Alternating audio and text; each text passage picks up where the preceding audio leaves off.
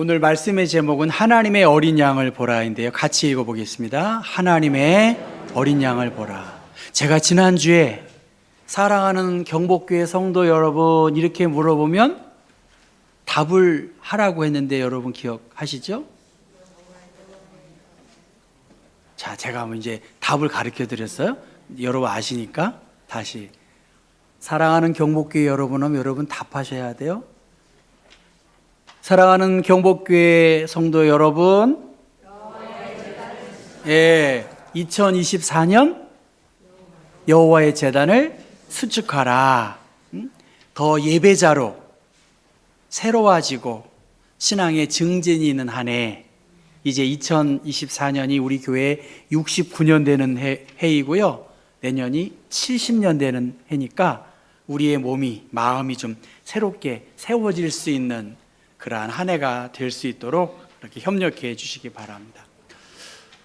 1992년부터 95년까지 유럽에서는 보스니아 내전이 있었다고 합니다. 최악의 내전 중에 하나인 보스니아 내전으로 인해서 10만 명의 사람이 죽었대요. 10만 명.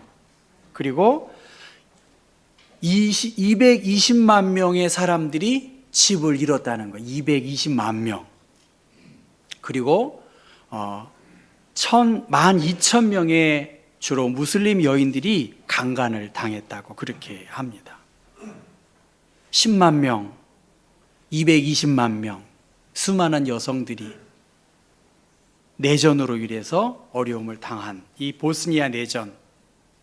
박격포가 쏟아지는 사라예보에서 보스니아 출신인 첼리스트 베르단 스마일로비치라는 사람이 자기가 할 줄 아는 유일한 재능인 이 첼로를 전쟁의 위협, 건물이 무너지고 친구들과 가족들이 죽어가는 그 도시의 한가운데에서 첼로를 연주했다는 거예요. 연주복을 입고 말이죠. 언제 저격당할지 모르는 그러한 위협을 무릅쓰고 전쟁의 광기와 맞섰다는 거예요. 사람들은 숨어 있다가 연주자의 연주를 듣기 위해서 모여들었다고 합니다. 연주자 스마일로비치가 이렇게 말합니다. 그들은 굶주렸지만 그렇다고 영혼이 없는 것은 아니었습니다. 비극의 한복판에서 울려 퍼진 이 첼로 소리를 통해서 인간은 어떤 존재이고 어떻게 살아야 하는지를 묻게 되었다는 것입니다. 그리고 그들은 인간의 삶에서 아름다움과 선함 그리고 진실함을 빼버리면 그 빈자리에 들어오는 것은 전쟁과 광기라는 것을 그들은 알았다는 것입니다. 첼로 연주자는 그래서 온몸으로 저항했고 절망의 한복판에서 희망을 연주하니까 사람들은 진실과 아름다운 소리를 듣고자 전쟁의 두려움도 잊은 채 모여들게 되었다는 것입니다. 예수님은 누구이실까? 나는 어떤 존재일까? 나는 어떠한 삶을 살아야 할까를 많이 생각하게 됩니다. 세례자 요한은 예수님에 대하여 나는 물로 세례를 베풀지만 내 뒤에 오시는 그분은 불과 성령으로 세례를 베풀 것이다라고 그렇게 말씀하셨지요. 그리고 두 번째, 예수께서 자기에게 오는 것을 보고 세례자 요한은 세상 죄를 지고 가는 하나님의 어린 양이다. 보라, 그는 세상의 죄를 지고 가는 하나님의 어린 양이라고 그렇게 고백을 했습니다. 세례자 요한, 그가 예수께서 하나님의 아들이시고 예수께서 십자가 지심으로 하나님의 구원의 계획을 다 알았을까? 척 보면 그가 메시아인지 알았을까? 우리가 알고 있듯이 세례 요한은 회개의 복음을 전했습니다.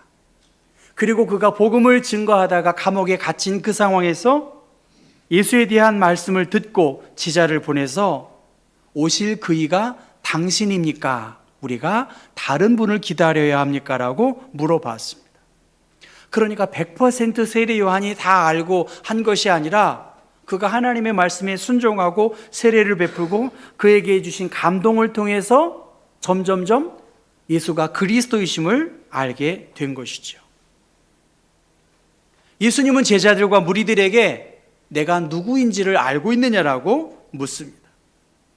여러분은 예수님이 누구이십니까? 라고 물어보면 어떻게 대답하시겠어요? 저도 그래요. 예수님이 누구시지? 어린 양 예수 그리스도, 세상 죄를 지고 가신 어린 예수 그리스도를 어떻게 잘 전해야 되지? 고민하고 있었습니다. 매주일 우리는 원근 각처에 모여서 이렇게 예배 드리고 성경을 통해서 그분의 말씀을 읽고 예수를 본받으려고 해요. 당신이 누구시길래, 그분이 누구시길래 우리는 예수에 대하여 알기를 원하고 그 예수를 찬송하고 높이고 있냐는 것입니다. 이사야서 53장 말씀, 우리는 다 양 같아서 그릇 행하여 각기 제 길로 갔거늘 여호와께서는 우리 모두의 죄악을 그 어린 양에게 담당시키셨다라고 말합니다. 양에 대한 내용입니다. 유월절 양 되신 예수 그리스도, 그리고 그 양이 제사의 제물로 드려지는 예수를 상징하는 것 가운데 하나입니다. 그런데 이 양이 꼭 어린 양, 가냘픈 존재만은 아니에요.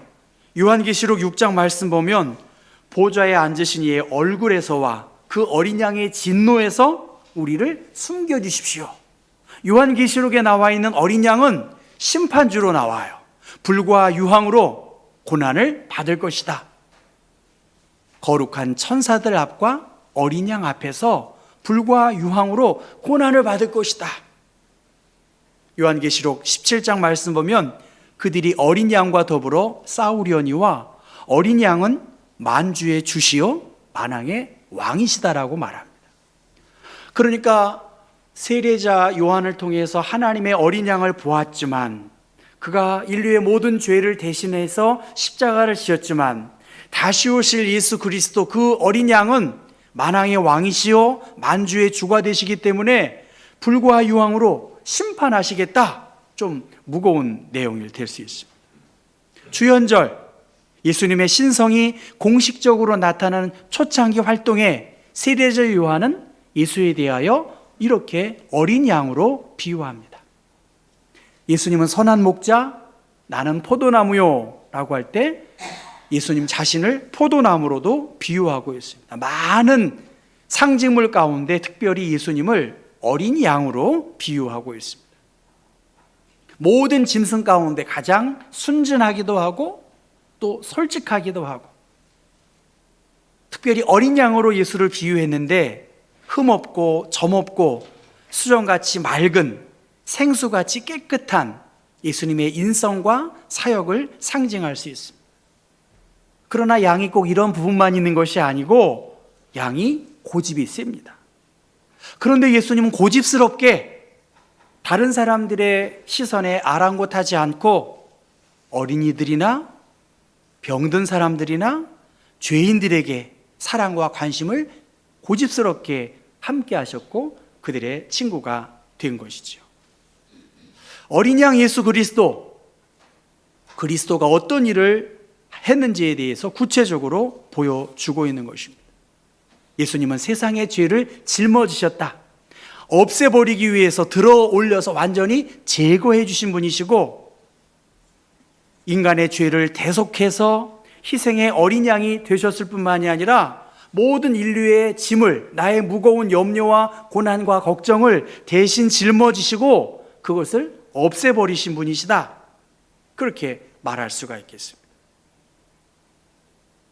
그런데 그 예수 그리스도에 대한 어린 양의 표시를 보면 사도행전 8장 보면 그가 도살자에게로 가는 양과 같이 끌려갔고 털 깎는 자 앞에 있는 어린 양이 조용함같이 그의 입을 열지 아니했다.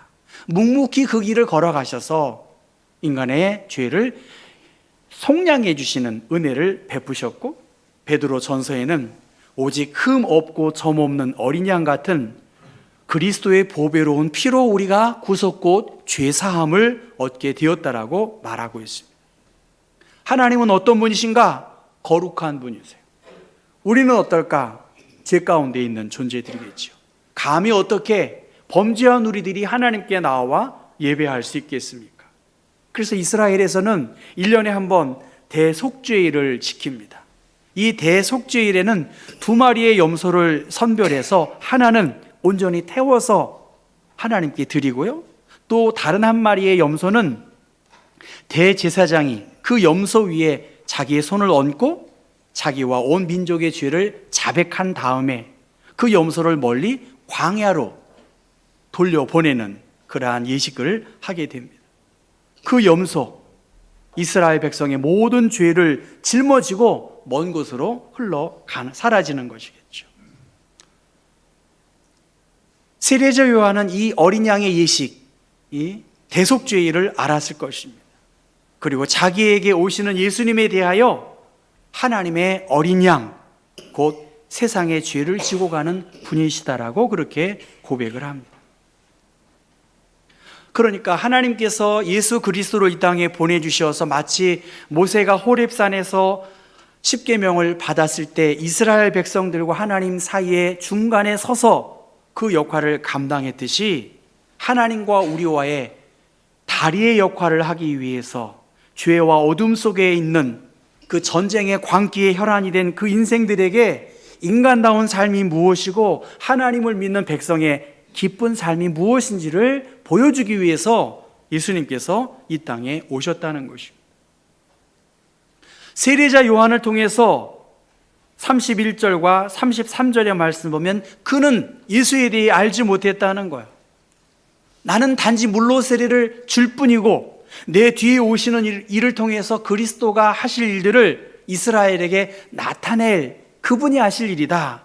그 일에 순종하면서 내가 세례를 베풀 때 하나님께서 성령을 통해서 누구의 머무는 그 모습을 본 그가 바로 성령으로 세례를 베풀 것이라고 하는 말씀을 하나님께서 가르쳐 주셨고, 그 베드로의 사도 요한의 세례 요한의 고백 속에서 예수께서 세례 받으실 때 영광의 모습을 보고 이분은 하나님의 아들임을 고백했던 것입니다.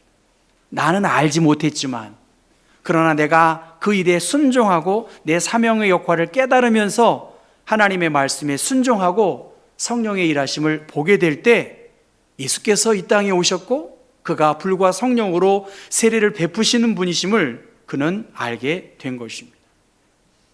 빌립은 말합니다. 주님, 아버지를 우리에게 보여주십시오. 그러면 내가 만족하겠습니다. 여러분 어떻습니까? 주님을 좀 보여주시고 하나님을 좀 만나게 해주면 얼마나 좋겠습니까? 이러한 영적인 갈급한 문제에 대해서 예수님은 이렇게 말씀하세요. 빌립아, 내가 이렇게 오래 너희와 함께 있으되 내가 나를 알지 못하느냐? 나를 본 자는 아버지를 보았거늘 어찌하여 아버지를 보이라 하느냐? 내가 아버지 안에 거하고 아버지는 내 안에 계신 것을 내가 믿지 아니하느냐? 아버지께서 내 안에 계셔서 그의 일을 하시는 것이다 라고 그렇게 말씀하십니다. 여러분, 예수님은 누구실까? 골로새서에 그는 보이지 아니하시는 하나님의 형상이요 모든 피조물보다 먼저 나신 분이시다, 그렇게 말씀을 합니다. 세상 죄를 지고 가는 하나님의 어린 양을 보라. 그런데 그 35절 또 이튿날 두 제자가 섰다가 예수께서 건의심을 보고 세례자 요한은 다시 또 말을 해요. 보라, 세상 하나님의 어린 양을 보라. 그때 예수를 따르는 사람들을 향해서 예수님은 묻습니다. 무엇을 구하느냐? 제자들은 묻습니다. 라피여, 어디 계시오니까? 그러니까 와서 보라. 그리고 주님께서 행하신 일들을 보고 제자들은 우리가 메시아 그리스도를 만났다라고 그렇게 고백을 합니다. 여러분, 너희는 나를 누구라고 하느냐? 우리의 많은 종교 질문 중에 이거보다 더 중요한 문제는 없겠지요. 여러분은 예수를 누구라고 고백하시나요? 우리의 머리로만이 아니라 우리의 가슴으로 느껴지는 예수님에 대한 이해와 고백이 무엇이냐는 거예요. 예수님이 내 삶에 어떤 분이시고 예수를 따르는 삶이 무엇인지를 살펴보았을 때 세례자 요한은 아직 모든 것을 다 알지는 못했어요. 그러나 점점점 예수에 대하여 알게 되는, 성령이 예수 위에 임하는 자가 성령으로 세례를 주는 자임을 그가 알았기 때문에 예수께 세례를 베풀 때 성령께서 비둘기 같이 내리는 것을 보고 이 사람은 하나님의 아들이심을 증언하고 예수가 그리스도이심을 깨닫게 된 것입니다. 정호승이라고 하는 시인이 부러짐에 대하여라는 시를 썼습니다. 나뭇가지가 바람에 뚝뚝 부러지는 것은 나뭇가지를 물고 가 집을 짓는 새들을 위해서다. 나무가 부러지는 것. 만일 나뭇가지가 부러지지 않고 그대로 나뭇가지로 살아남는다면 새들이 무엇으로 집을 지을 수 있겠는가? 만일 내가 부러지지 않고 계속 살아남기만 원한다면 누가 나를 사랑할 수 있겠는가? 오늘도 거리에 유난히 작고 가는 나뭇가지가 부러져 나뒹구는 것은 새들로 하여금 그 나뭇가지를 물고 가 집을 짓게 하기 위해서다. 만일 나뭇가지가 작고 가늘게 부러지지 않고 마냥 크고 굵게만 부러진다면 어찌 어린 새들이 부리로 그 나뭇가지를 물고 가 하늘 높이 집을 지을 수 있겠는가? 만일 내가 부러지지 않고 계속 살아남기만을 원한다면 누가 나를 인간의 집을 짓는데 쓸 수 있겠는가라고 그렇게 말했습니다. 정호승 시인의 산다는 것, 우리가 그리스도인으로 살아가는 것, 어린 양 대신 예수 그리스도를 의지하며 산다는 것, 사랑하는 일이고요. 아무나 편히 갖다 쓸 수 있도록 작고 가늘게 부러질 줄 아는 쉬운 사람이 되는 일과 같다는 거예요. 여러분, 나 쉽게 보지 마 이런 얘기 하잖아요. 무슨 말씀인지 아시죠? 내가 이렇게 쉬워 보여? 여러분, 제가 쉬워 보여요? 딱 이러면 어떻게 될까요? 나한테 함부로 하지 말라는 거 아니에요. 근데 정호승 시인은 뭐라 그래요?